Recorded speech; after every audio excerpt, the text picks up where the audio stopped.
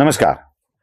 एरवी माझा हा व्हिडिओ कधी बघितलाच पाहिजे, तो पसरवलाच पाहिजे, फॉरवर्ड करा असा आग्रह मी करत नाही. पण यावेळी मात्र तुम्हाला हा आग्रह मी करणार आहे. कारण जगात होत असलेल्या क्रांतीमधली एक क्रांती जी या व्हिडिओच्या माध्यमातून अगदी सोपी करून सांगण्याचा माझा प्रयत्न आहे. मी आर्थिक विषयातला जाणकार नाही आहे, त्यामुळं सोपं करून सांगताना कदाचित एखाद दुसरी गडबड होईल संदर्भातली, पण मुद्दा मात्र परफेक्ट आहे एवढं नक्की. जाणून घेऊया डी-डॉलरायझेशन काय आहे आणि हे डी-डॉलरायझेशनच मोदींसाठी एक संकटही घेऊन आलाय आणि देशासाठी संधी घेऊन आलाय. डॉलर ही अशी एक गोष्ट आहे की जी जगामध्ये सर्वप्रिय आहे, सर्व देश प्रिय आहे. त्यामुळं जगात विनिमय करताना आपल्या देशाकडं डॉलरचा साठा अधिकाधिक असला पाहिजे असा प्रयत्न आपल्या सगळ्यांचा असतो. आंतरराष्ट्रीय नाणेनिधी, आंतरराष्ट्रीय बँका कर्ज देताना डॉलरमध्येच देतात. त्या कर्जाची परतफेड करताना सुद्धा डॉलरमध्येच करावी लागते. अमेरिकन बँका ज्या तुलनेत पैसे देतात तिथे गुंतवणूक करताना सुद्धा, म्हणजे अमेरिकन बँकेत जर इतर देशातल्या बँकांना गुंतवणूक करायची असेल तर ती डॉलरमध्येच करावी लागते. त्यामुळं डॉलरचा साठा आपल्याकडं असला पाहिजे असं प्रत्येक देशाला वाटत असतं. एवढंच काय, मी माझ्या देशाचा व्यवहार अन्य देशाशी करत असेल तर रशियाकडून तेल घेताना भारताला डॉलरच द्यावे लागतात. इराणकडून तेल घेताना, सौदीकडून तेल घेताना डॉलरच द्यावे लागतात. भारताकडून पाणी घेताना सौदीला डॉलरच द्यावे लागतात. त्यामुळे या डॉलरचा विनिमयाचा वापर जास्त असल्यामुळे प्रत्येक देशाला आपल्याकडे डॉलर साठवून ठेवावे वाटतात. अजून जरा पुढे जाऊया. एखाद्या फ्रान्समधल्या, इटलीतल्या, रशियातल्या, कॅनडातल्या माणसाला इकडून पैसे पाठवायचे असतील व्यक्तिगत स्तरावरचे, तर ते स्विफ्ट या सॉफ्टवेअरद्वारे, प्रणालीद्वारे पाठवावे लागतात. मग ते पैसे पाठवताना डॉलरमध्ये पाठवायचे, ते अमेरिकेत जातील, अमेरिकेतून संबंधित बँकेच्या खात्यात जातील आणि मग ते त्या करन्सीत मिळू लागतील.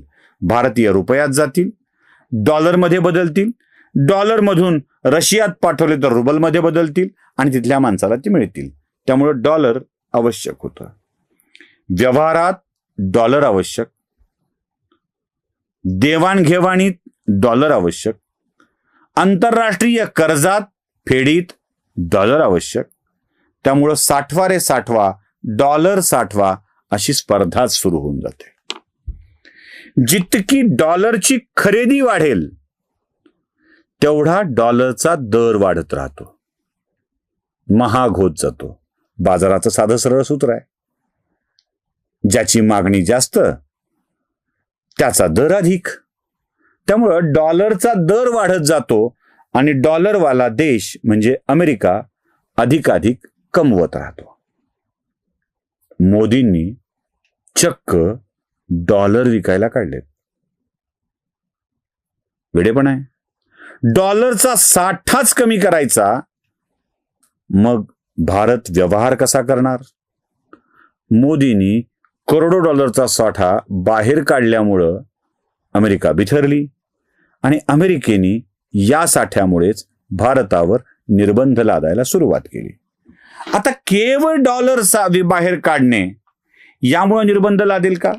तुम्ही म्हणाल काय, किती साठा असणार आहे भारताकडे डॉलर्सचा असा, त्यामुळे तो विक्रीला काढला काय, नाही काढला काय, काय फरक पडतो? मंडळी, साठा विक्रीला काढणे याचा अर्थ काय आहे हे समजून घ्या. याचा अर्थ हा आहे की या डॉलरची मध्यस्थीच कमी करून टाकणे, आवश्यकताच कमी करून टाकणे. मग मोदींनी काय केलंय? मोदींनी 30 देश असे तयार केलेत की जे देश एकमेकात व्यवहार करताना, फक्त ब्रिक्स नाही हा, ब्रिक्सच्या सोबत अजून 30 देश असे आहेत की जे एकमेकासोबत व्यवहार करताना डॉलर हे चलन वापरणार नाहीयेत. तर रशिया भारताकडून माल घेईल, भारत रशियाकडून माल घेईल, भारत रशियाला रुबलमध्ये देईल, रशिया भारताला रुपयात देईल. आता हे जे आदान प्रदान होत आहे रशिया आणि भारताच्या मध्ये, त्यात काही डिफरन्सची अमाऊंट असेल. म्हणजे समजा 1,00,000 रुपयांचा माल, उदाहरण म्हणून सांगतोय, रशियाला पुरवला आणि रशियाने 1,20,000 रुपये होईल एवढा माल भारताला पुरवला, तर 20,000 रुबल भारताने रशियाला देणं भाग आहे ना. तर रशियानं असं ठरवलं की जे आम्ही तुमच्याकडून घेणं आहोत ते भारतातली आमची गुंतवणूक समजून गुंतवत राहा. द्यायचे किती? 0. मालाला माल आणि उरलेली रक्कम गुंतवणूक म्हणून. Barter plus investment. आता या सगळ्या प्रकारामध्ये रशिया आणि भारतासोबत होत असलेल्या व्यवहारात डॉलरची गरजच संपली.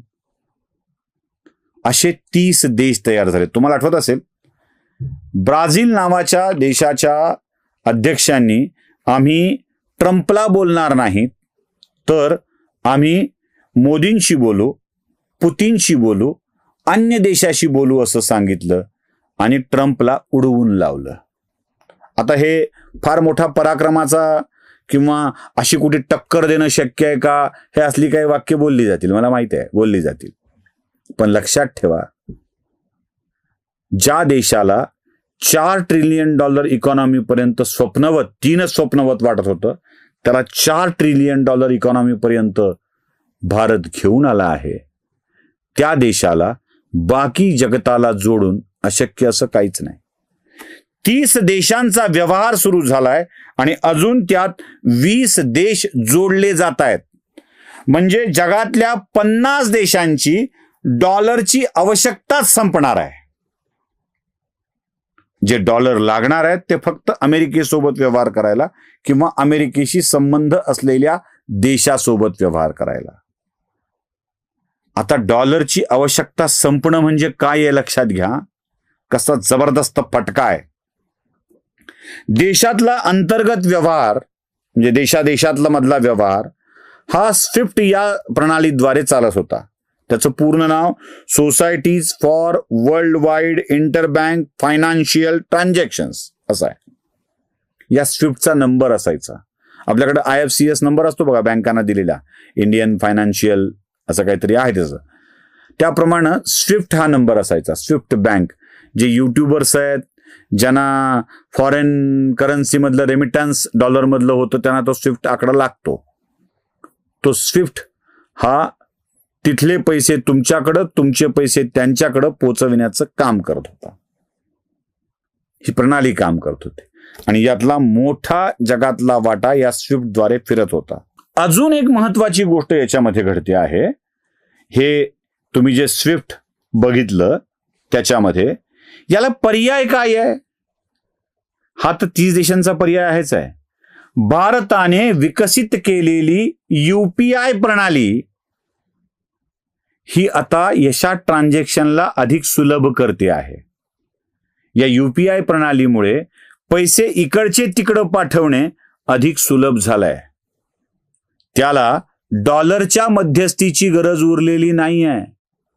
आणि अशी जेव्हा गरज उरत नाही तेव्हा अमेरिकन कंपन्यांना द्यावे लागणारे पैसे हे द्यावे लागत नाहीत. UPIच्या वापराचा आता जागतिक मान्यता मिळू लागली आहे. अनेक देश UPIचा वापर करू लागलेले आहेत आणि भारत ही UPIची पद्धत अधिक सक्षम करू लागला आहे. अजून एक गोष्ट खूप महत्वाची आहे, ती म्हणजे आपण वापरत असलेल्या कार्ड्सची. डॉलर किती कमवत होतं?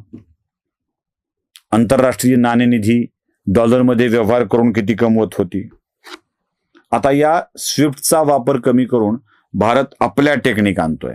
अजून एक होतं, जगभरात चालणारे क्रेडिट कार्ड किंवा डेबिट कार्ड बघा. या जगभरात चालणाऱ्या क्रेडिट आणि डेबिट कार्डमध्ये मास्टर कार्ड, विजा कार्ड, अमेरिकन टुरिस्ट कार्ड अशा वेगवेगळ्या कंपन्या होत्या. याच कंपन्या क्रेडिट किंवा डेबिट कार्ड बनवायच्या. बँका भलेही भारतीय असतील, पण US थ्रू ऑपरेटेड या सगळ्या कंपन्या या पैशांचं ट्रान्झॅक्शन करत होत्या. त्यामुळं कार्डच्या वापराचा प्रचंड पैसा अमेरिकेला मिळत होता. बँका भारतीय, ठेवीदार भारतीय, कार्ड वापरणारा भारतीय, खरेदी भारतीयांची, आणि यातलं कमिशन मिळायचं छोटं असेल अमेरिकेला, अमेरिकन कंपन्यांना, अर्थात हे डॉलरमध्येच. म्हणजे तुमच्या क्रेडिट डेबिट कार्डवर जे विजा कार्ड, मास्टर कार्ड आहे, त्याच्यावरती 20 रुपये 25 रुपये असा वार्षिक कर लागत असेल, फार नाही, पण 140 कोटीच्या देशात 100 कोटी तरी कार्डधारक असतील. अंदाज लावा किती पैसे जात असतील ट्रान्झॅक्शन्स मागं. 2 पैसे 3 पैसे म्हणलं तरी करोडो रुपये जात होते. भारतानं आपलं रुपे कार्ड डेव्हलप केलं, रुपे कार्ड, आणि या रुपे कार्ड मार्फत बँकांना आता हे रुपे कार्ड वापरावं लागतं.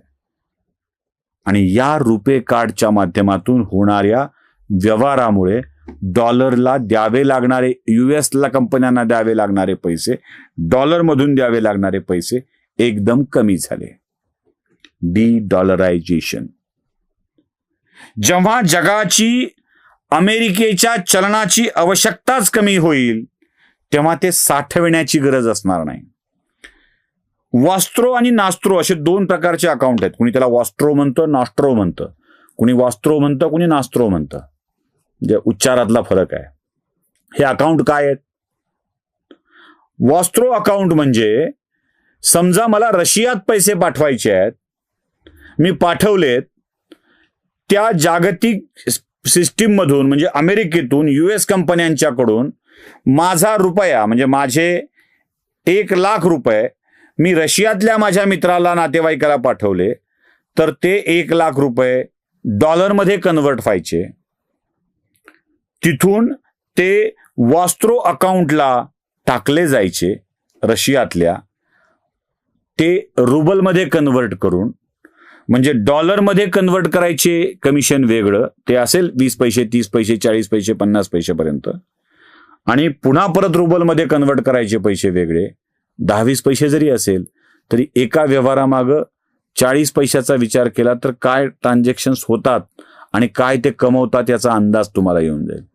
लगता है गया छोटा, पण सगळं कलेक्टिव्ह झाल्यावर ते किती मोठं होतं. आता हे वास्त्रो आणि नास्त्रो अकाउंट म्हणजे जे उलट करण्यासाठी वापरलेलं नास्ट्रो अकाउंट, या अकाउंटला व्यवहार करण्यासाठी डॉलरची गरज पडू नये ही व्यवस्था लावली गेली आहे. भारतीय रुपया वास्त्रो अकाउंटला थेट रुपयाच्या स्वरूपात जाईल, रुबलमध्ये कन्वर्ट होऊन तिथल्या माणसाला मिळेल, याची व्यवस्था लावली गेली आहे. मोदी बडा खेल खेल रहे हैं, बडा खेल. या 140 करोड लोकांच्या देशामधून कमिशन पोटी जाणारा पैसा, जो डॉलरच्या स्वरूपात आम्हाला साठवून ठेवावा लागायचा, आयातीसाठी वापरावा लागायचा, तो पैसा डॉलरच्या स्वरूपात लागू नये याची व्यवस्था बघितली गेली. डी-डॉलरायझेशनकडे वाटचाल केली गेली. म्हणूनच अमेरिकेची तंतरली आहे. एकानं केलं हरकत नाही, आता अनेक देश करायला लागले आहेत, सहभागी व्हायला लागले आहेत, आणि हे अवघड जागचं दुखणं होणार आहे अमेरिकेसाठी. अवघड जागचं दुखणं. प्रश्न आहे महागाईचा, तर या भारतातल्या लोकांनी 150ला मिळणारी दारूची क्वार्टर कोरोनाच्या काळात 500 रुपयाला घेऊन पिली आहे. RMDच्या पुड्या ज्या 5 रुपयाला मिळायच्या त्या 50 रुपयाला घेऊन खाल्ल्यात करोडो लोकांनी. महागाईला इथली जनता शिव्या घालते पण घाबरत नाही. महंगाई डायन खाए जात है असं म्हणते. महागाईची आम्हाला लागलेली सवय आहे. शिव्या घालतो पण सवय आहे. अशी सवय अमेरिकेत नाही. काही पदार्थ असे आहेत जे अमेरिकेतल्या नागरिकांना या भारतीय व्यवस्थेत सहभागी झालेल्या देशाकडूनच विकत घ्यावे लागतात आणि ते महाग झाले तर अमेरिकेतले लोक ट्रम्पची सुद्धा इज्जत काढायला कमी करत नाहीत. केळं महाग झालं, केळं त्यांच्याकडे पाठवायचं केळं एवढंच असतं बोटा एवढं, ते महाग झालं तर अमेरिकेतली संसद बसून अध्यक्षाला विचारत होती एवढं महाग केळं असतं का. तिथे काय गोंधळ उडेल तुम्हाला कल्पना याची. टेरिफ वाढवल्याचा. टेरिफ कशावर वाढवलाय कळतंय. भारतीय पदार्थ जे भारत निर्यात करतो ते अमेरिकेत विकण्यासाठी अतिरिक्त कर म्हणजे टेरिफ आहे. म्हणजे हा पेन 100 रुपयाला अमेरिकेत मी पाठवला बनवून, तर याच्यावर 50% टेरिफ लावल्यावर याची किंमत 150 रुपये होणार आहे. ज्यांना 100ला घ्यायची सवय आहे ते 150ला घेताना ट्रम्पला 1000 शिव्या तरी घालतील. दुखणं ट्रम्पचं पण वाढणार आहे आणि डॉलरची शक्यता कमी होणार आहे. अशा स्थितीत मोदींनी उपसलेलं हे डी-डॉलरायझेशनचं हत्यार अमेरिकेचं कंबरडं मोडणारं ठरणार आहे. यासाठी युद्ध करण्याची गरज नाही हे मोदींना कळलं, ट्रम्पला कळलं, पण बिनडोक मोदी विरोधकांना कळत नाही. हेच या देशाचं दुर्दैव आहे. नमस्कार.